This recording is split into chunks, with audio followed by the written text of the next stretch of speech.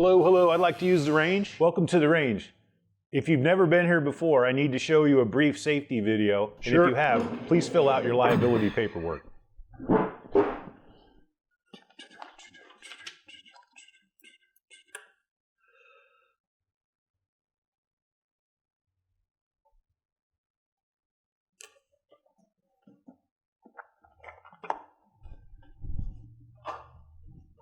Sir, put the gun away until you're on the firing line. As bizarre as that sequence you just witnessed was, it actually happens quite commonly here on our indoor firing range at Buffalo Trading Company. In fact, according to an article in Injury Prevention magazine, between 2015 and 2022, there were 455 non-fatal shootings in gun stores and firing ranges across the country, and unfortunately, on top of it, 183 fatalities. This is an unacceptable number, and of course, they're not all perpetrated on the staff by a would-be customer. Sometimes staff members shoot themselves, or unfortunately, another staff member not following the correct procedures and handling a firearm safely. So let's look at what I just did. That was actually an event that happened to me while I was the range master here a few years ago.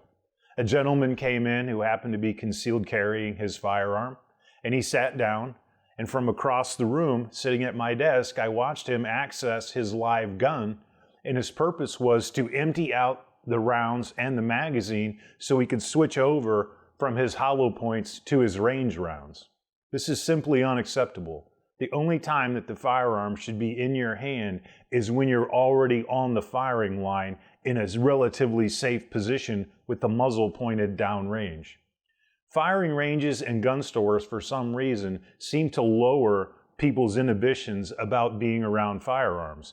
They simply lose focus of not only muzzle awareness, but the fact that they actually are handling a dangerous tool.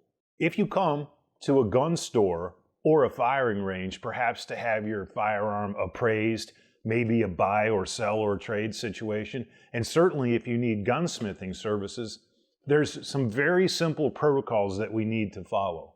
One, find out what that establishment's rules are for transporting firearms into their building.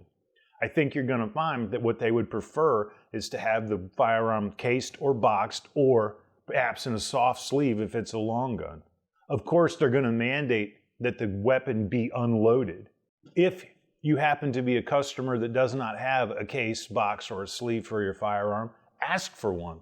I guarantee you that most gun stores and firing ranges have extra boxes and cases lying around so you can go put it in the case in the parking lot safely and transport it into the building. Now, if they don't happen to care, we obviously want to remove all of the magazines and open the action so that at a glance people can tell that the firearm is unloaded. But here's what I see a lot of too. Even though the gun might obviously be unloaded, people still, this being my firearm, lose track of muzzle awareness, and they sweep and muzzle not only other customers, but every staff member behind the counter. This is unacceptable behavior, whether the firearm is loaded or unloaded. You must, as a responsible gun owner, never lose track of what direction and where your muzzle is pointed. No exceptions. While performing my duties not only as a firearms instructor, but one of the range managers here at Buffalo Trading Company, I spend a lot of time behind this desk, and people enter and exit our firing line from that door over there. You might not be able to see, but we'll grab a picture of it. This is another dangerous behavior I witness at least 10 to 12 times a week. Members will come out of the door and prop their equipment bag, their shooting range bag, onto the desk. And when we have a brief conversation about how things went or even the weather, they feel compelled to show me their firearm that I know they had just been using on the firing line. Once again, losing track of the dangerous nature of a firearm. It's almost like their behavior gets worse after they've been on the range a while. They seem to lower their level of awareness about the fact that they are showing somebody a dangerous tool, and inevitably they pull it out And before even checking whether the firearm's unloaded or not, they try to show it to me or hand it to me like it's a cool item. Well, it might be, but the only time that we should be handling firearms is through the door and on the firing line. If you're a shooter regularly at an indoor range or even an outdoor range and you want to show off your equipment, come and get the range safety officer or the manager and lead them to the firing line. Don't pull your gun out of the bag for any reason unless you're on the firing line. As I mentioned earlier, this is one of the extra cases that we use here at Buffalo Trading Company to transport firearms, not only that we have to rent onto the firing line, but perhaps a customer needs to bring one in from his car if he doesn't happen to have a case or a box. If you're a regular shooter on firing ranges, I highly suggest that you pick up, and I imagine even the shooting range would probably give you one, what's known as a chamber flag.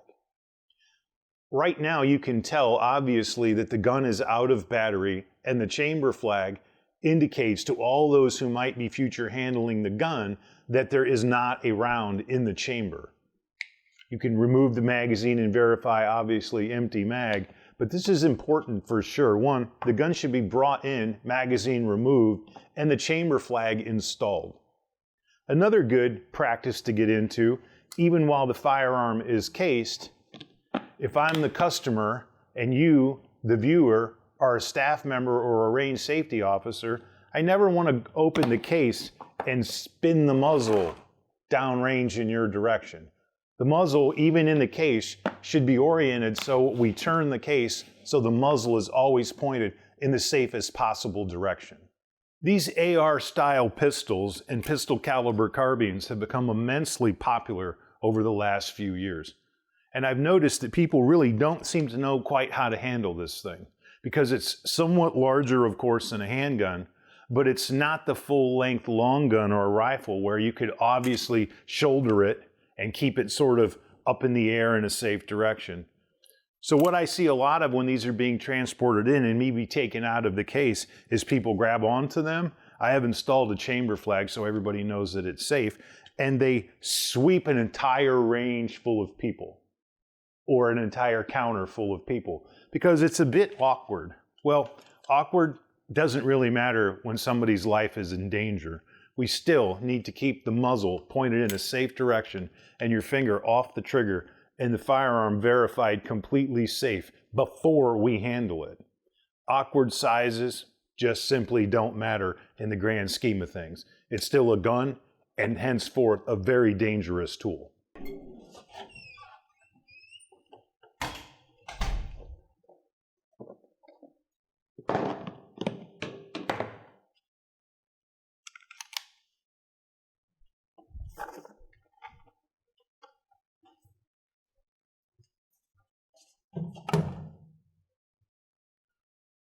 What you just witnessed me do is a very common behavior I noticed while working at the Buffalo Trading Company, and it's completely unacceptable.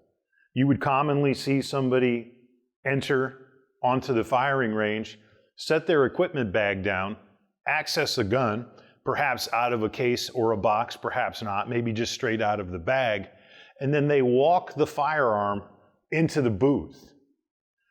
Even with people here who might happen to be shooting, and they've now muzzled an entire firing line full of people. It's an unacceptable behavior. The gun should only be taken out of your case, your box, or your equipment bag when you are in the booth, physically in the booth. At times, especially on the weekends, our range can become quite crowded.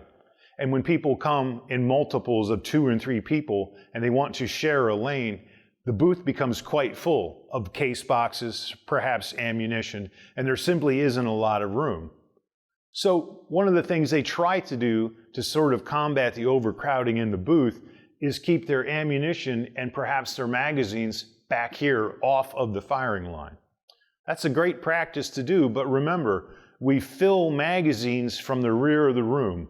The magazine travels, the gun does not, because this is what I also see a lot of. I just fired my gun until it was empty, and now I need to fill my magazines, so I walk the gun back here. Also a completely unacceptable practice. Why that became a thing over the course of time is a complete mystery to me. I suppose their brain is hitting on the fact my gun is empty. Well, one, we can't guarantee that it is or it isn't, and based on the fact that the gun is now traveling and the muzzle not pointed in a safe direction, it is a completely unsafe practice for any firing range. This is my good friend Bob Peace. He's a sales associate here at Buffalo Trading Company. Quick question for you, Bob. If you had to guess, how many times a week does a customer muzzle you with the barrel of their gun? At least 10 times a day. Yeah, it's a lot, isn't it? It's a constant process. It is. It's a constant problem, right? Yeah. Would it shock you to know that between 2015 and 2022, there were almost close to 700 fatal and non-fatal shootings inside of gun stores or ranges? Wow. It's a lot, right? It is a lot. 183 fatalities like we talked about before. So as a gun store employee, so you have any quick advice for people that happen to come in for buy, sell, trade, or perhaps need gunsmithing services? Keep the gun in a box. Perfect. Keep it unloaded. We prefer it to be unloaded in a box, but if you can't do that, make sure the action's open when you bring it on in. It makes it a lot easier. Sound advice. And as we talked before, I tried to operate under the premise of ask before you assume. If you're in a dicey situation with your firearm, perhaps it's malfunction, there might be a round in the chamber you can't get out. Whatever is unclear needs to be made clear, but not by you, the customer, by the workers and the staff of the gun store or the firing range. Fair enough? Good. All right. Thank you for your time. Hope you guys like this video, and don't be afraid to like and subscribe.